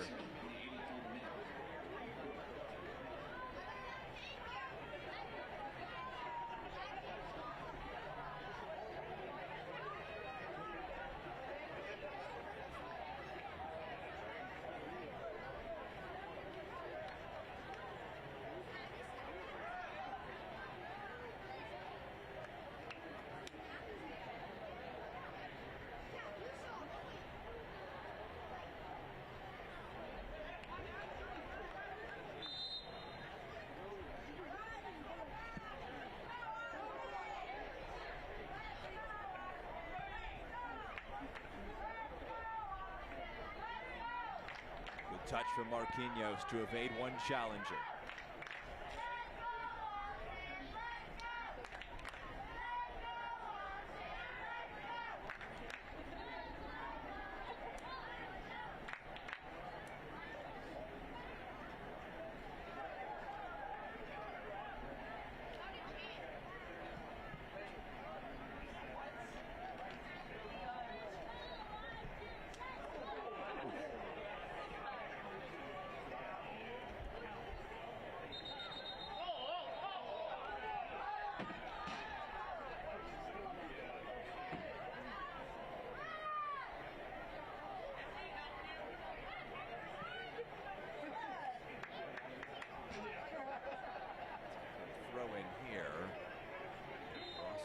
Two who are preparing two more subs. Ahmed Badawiya and Chris Avila are both preparing to come into the match.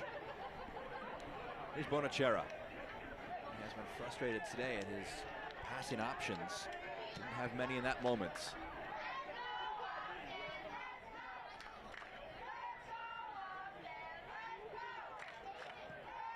Whipped in dangerously. Bounces past Gonzalez, though.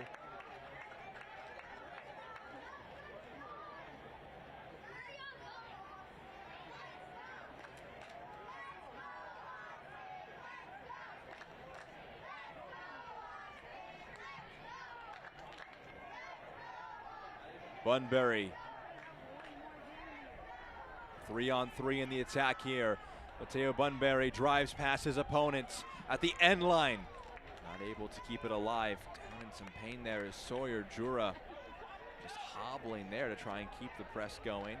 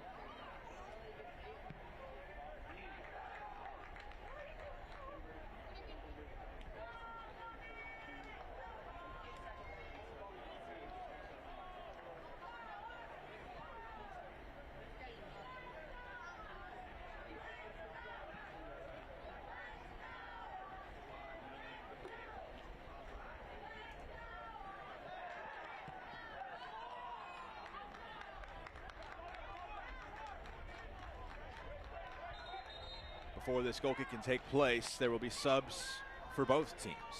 Austin FC 2 bringing on Badawia and Avila, with Adrian Gonzalez and Jimmy Farcarla and the players set to come out of the match. Badawia and Avila constant sub options for Austin FC 2 this season, and it's the first change now to be made by Timbers2. Marquinhos will make way for Alex Moreno. Moreno in for a 24th appearance of the MLS Next Pro season. 5 changes made by Austin, 1 made by Timbers2. And you have 2 more sub periods in which to use them.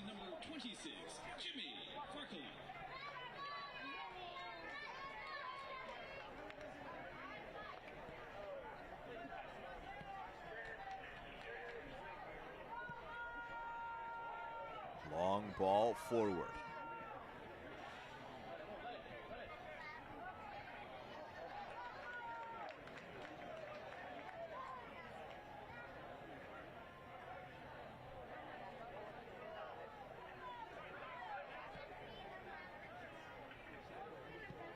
Torres, Thomas, Abarca, past one challenger, slides it back.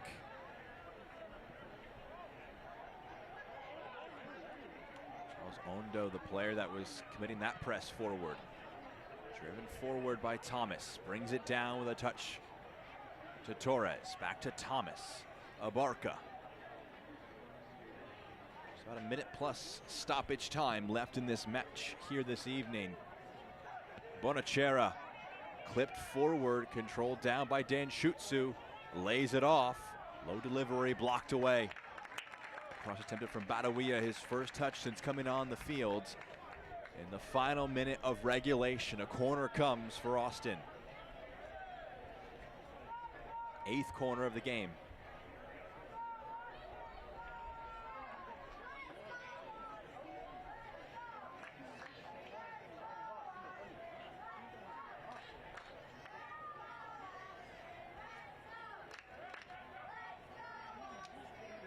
Torres over the corner.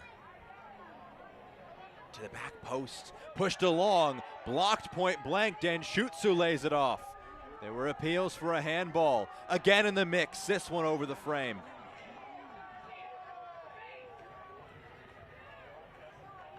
It's a goal kick now for Timbers2. Let's watch the corner again. Appeals for a handball. It was from very close proximity against Eric Izoita. 5 minutes added on.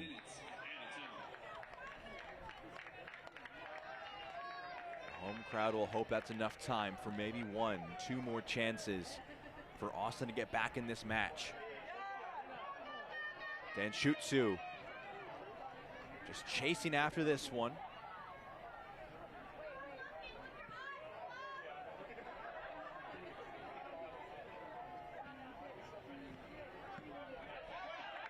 Bonachera puts a challenge in.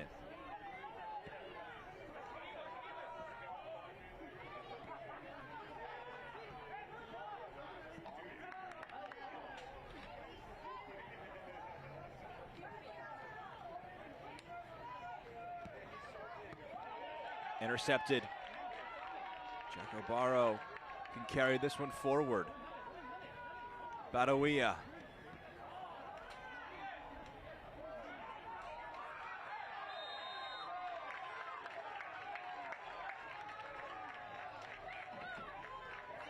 Down there was Jaco Barro, brought down with a strong challenge.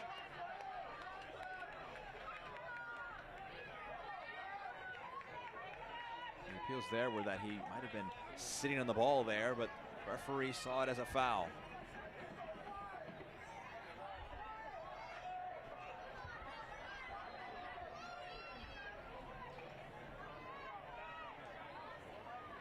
Irvin Torres, from a little bit more of a central position, had the chance to whip in a set piece ball into the box, opted for a strike towards goal after he saw Lucas Burns cheating. Torres puts this one in the box. The header over the frame. Not bad set piece delivery again. Put over the goal. Substitution for Portland Timbers 2. On the 93rd minute, now in number 59, Dario White. Replacing number 47, Mateo Bunbury. Dario White can come in the match. Mateo Bunbury will make way. No goals or assists today for the center forward. He's had a hard-working shift put in. His day is over. Dario White comes off the bench. 1 goal in 6 appearances, 5 as a sub for Timbers 2. Thomas wins that header. Ball is just put forward. Anywhere will do, away from their own goal. There's a bump from behind. It's a free kick now for Austin FC 2.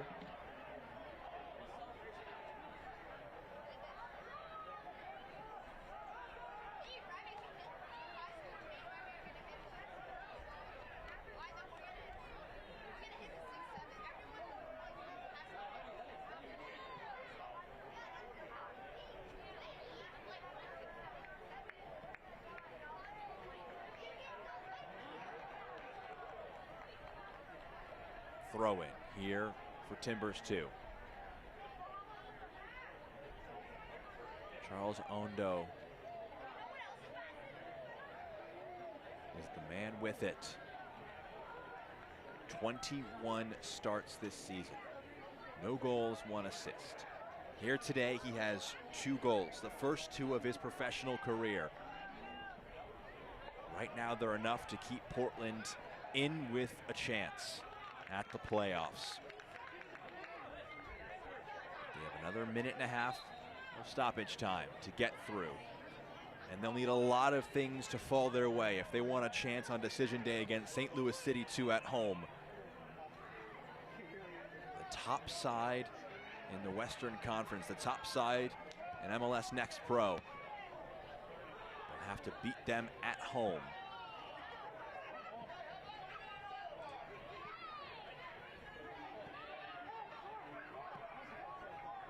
Over the top, Nunez onto it, lifts it back centrally. He overcooked that one. They could have gone for the kill with the goal.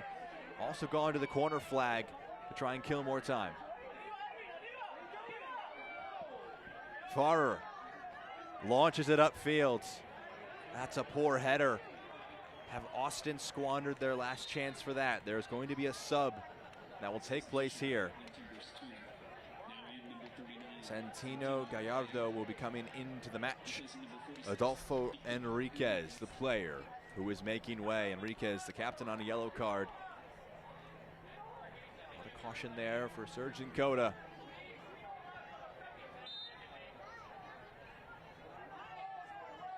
Timbers 2 throw in.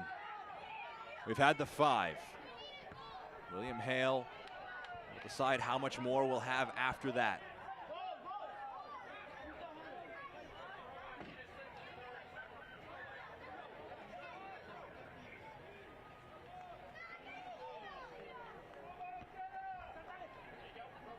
It's allowed to drop. Torres upfield. The clearance away. Torres again, a header down. That will do it. A come from behind victory on the road for Timbers 2. And their playoff hopes will go on for at least another day. A gutsy 3 points, a 9th win of the season, and the first 2 goals of the professional career of Charles Ondo. Someday for the Spanish-born Equatorial Guinean center back. He's a center back. Doesn't pop up in positions like this too often, but when he does, he makes them count. Scores that one right there. It's a great celebration for a player scoring his first goal of his professional career, and this one would prove to be the match winner. He just comes onto this loose ball, beats one man, and beats them all with a shot. Charles Ondo, his first goals in a brace here today. Austin FC 2, next play at the Town on decision day. Timbers 2 have a chance if they beat St. Louis City 2. A lot of results have to fall their way, but they have a chance. For our entire MLS Next Pro broadcast crew, I'm Jack Edwards. Our final score, Austin 1, Timbers 2. Don't forget you can watch MLS Next Pro all season long at MLS Season Pass on Apple TV and MLSNextPro.com. Enjoy the rest of your Friday night.